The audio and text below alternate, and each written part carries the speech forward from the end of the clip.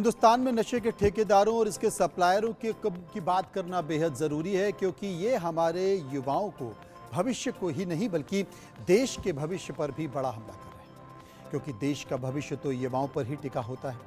आपको बता दें कि म्यांमार से लेकर देश के 12 राज्यों और नेपाल के रास्ते दिल्ली, इससे सटे इलाके और पंजाब हरियाणा में नशे की खेप पहुंच रही है। पंजाब, हिमाचल, यूपी, बिहार, नेपाल बॉर्डर, झारखंड, उड़ीसा, उत्तराखंड, छत्तीसगढ़, आंध्र प्रदेश, राजस्थान और दिल्ली के रास्तों से नशे के कारोबार अलग अलग राज्यों से अलग अलग जगहों पर सप्लाई पहुंचा रहे हैं। मौजूदा समय में पंजाब की अगर बात करें तो यहाँ अक्सर नशे को लेकर चर्चा होती है। यहाँ 22 जिले, जबकि हरियाणा के 13 जिले नशे के हॉटस्पॉट बन चुके हैं। यकीन मानिए कि जो उम्र भविष्य संवारने की है, उस उम्र में यानी कि 18 से 35 साल के युवा नशा सप्लाई करने वाले गिरोह की गिरफ्त में आ गए हैं। पंजाब और हरियाणा नारकोटिक्स कंट्रोल ब्यूरो की रिपोर्ट में यह खुलासा हुआ है। उसी के आधार पर और ड्रग्स फ्री पंजाब मुहिम के तहत पहले 6 महीने में 4,373 से ज़्यादा छापेमारियों के जरिए 6,000 से ज़्यादा नशा तस्कर गिरफ्त में आ चुके हैं, पुलिस की पकड़ में आ चुके हैं।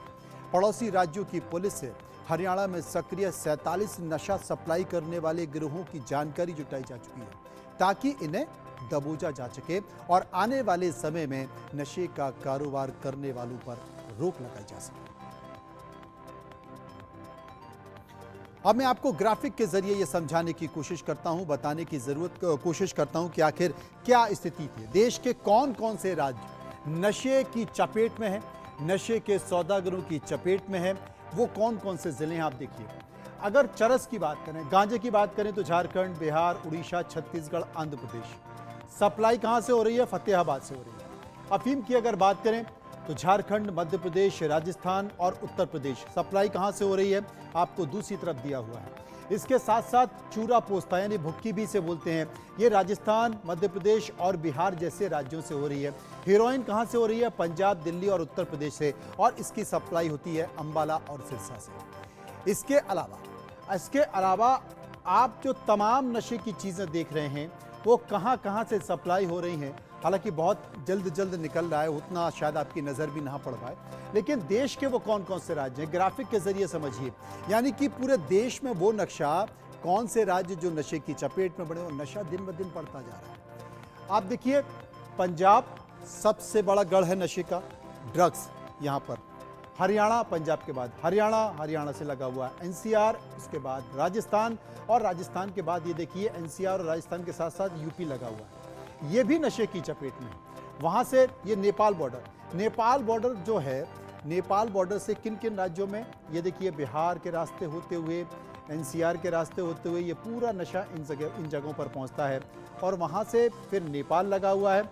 म्यांमार, बांग्लादेश, बिहार, नेपाल, ये जो बॉर्डर आप देख रहे हैं, ये जो बॉर्डर है ये सबसे ज़्यादा खतरनाक है, और यहाँ से नशे की तस्करी होती है।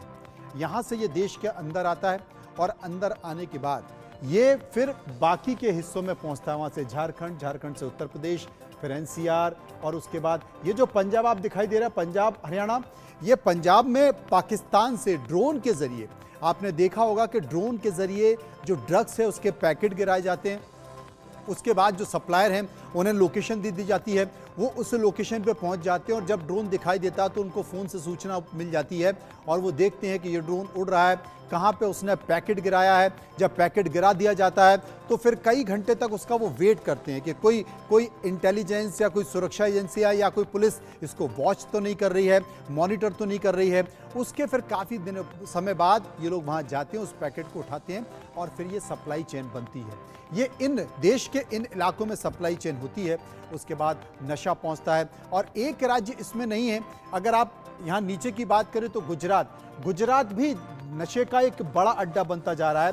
हाल के दिनों में आपने देखा होगा कि पाकिस्तान और समुद्र के जरिए जो ड्रग्स है वो बड़े पैमाने पर ड्रग्स वहाँ पर पकड़ी गई है। एक पोर्ट में भी भारी संख्या में ड्रग पकड़ी गई थी, आपने देखा होगा, और उस ड्रग्स को पकड़ने के बाद कार्रवाई हुई है। लेकिन लगातार तब से जो गुजरात का जो हिस्सा है, अंडमान का जो हिस्सा है, वहाँ पर भी बड़े पैमाने पर ड्रग्स की तस्करी हो रही है, और इसे सुरक्षाकर्मी पकड़ भी नहीं है। लेकिन जब बड़े पैमाने पर पकड़ी जा चुकी है तो बहुत सी ऐसी ड्रग्स है जो पकड़ी नहीं जाती है और वो देश के अंदर आ जाती है और वो मुंबई के रास्ते होते हुए दूसरे बाकी के इलाकों में भी पहुंचती है। असल में एनसीबी की कार्रवाई 2024 में 19 तस्करों से 2.66 करोड़ रुपए जब्त किए गए, यानी कि 2 करोड़ 66 लाख रुपए। 2023 में 16 अपराधियों की 13 करोड़ की संपत्ति जब्त की गई। कुल दो तस्करों की 48 करोड़ 34 लाख रुपए संपत्ति जब्त की गई। हालांकि ये राशि बहुत कम है। नशे का कारोबार अरबों रुपए का है, लेकिन कुछ लोग पकड़ में आते हैं, कुछ लोग छूट जाते हैं और इसमें भी कोई दो राय नहीं है, इसमें भी कोई शक नहीं है कि नशे के कारोबार में कई प्रभावशाली लोग और कई ऐसी एजेंसियां, पुलिस इसमें इन्वॉल्व होती है।